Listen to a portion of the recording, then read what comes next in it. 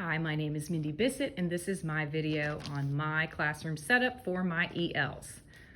For my first item, this is a small group setup where I can work with 1 or 2 ELs or 1 to 2 students at a time. Mainly this benefits my EL students because we can really hone in on skills that they need. And then I have a larger group setting where we could intermix my EL students with some of my regular students, and then we can interact together at this larger table setting.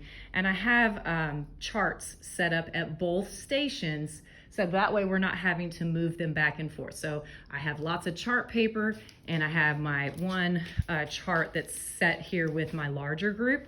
And then I have my smaller whiteboard that has lots and lots of materials on it ready to go for when I'm working in my small group.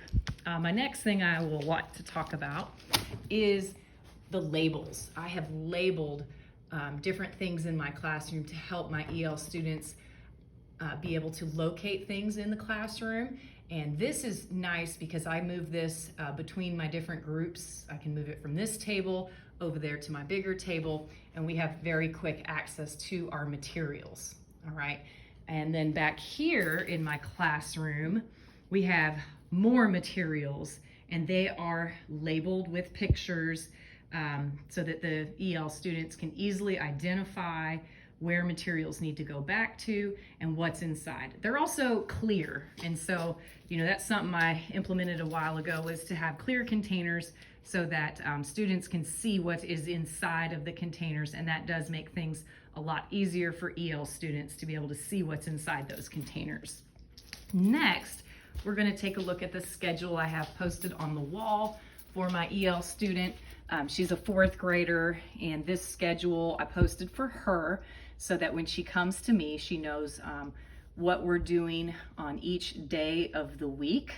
Like on Mondays, we do making connections, and so I added a graphic there so she would know what that means. And then on Tuesday, we do math, and then on Thursday, we have a unit study, and that varies every year. So that is what we have for her.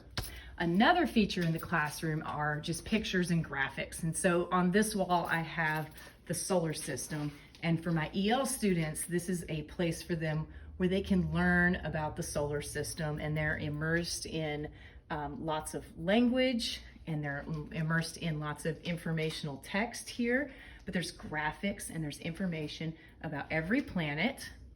And then there's a full picture of the solar system. And this engages a lot of my ELs because they are curious about outer space. And then I have just art, they're curious about these pictures and they do like them. Over here on the other side of my room, I have this poster and a map hanging on my whiteboard. This poster, though, highlights animals from Central America, South America, parts of Africa, parts of Australia, and the kids love coming to this poster, and especially my EL students that are from Central America come to look, and they'll tell me about how these animals are from their home country. And so, here we can bring in culture and excitement, and kids get to share about animals that they know are from their country, and we get to learn about that. And then we have a map that helps us engage in learning where the kids are from in relation to where we are at here in Arkansas. And then I also have a globe, and the globe engages kids in lots and lots of discussions. And with my EL students, we will look at where we're at in Arkansas, and then they talk about where they're from. We look at where that is in relation, and it brings up a lot of culture and good discussions about where we come from. And we really build a lot of relationships using the picture with the animals and then the globe here. Well, that is what I have. That's how I have my classroom set up. And anyway, thank you. Bye-bye.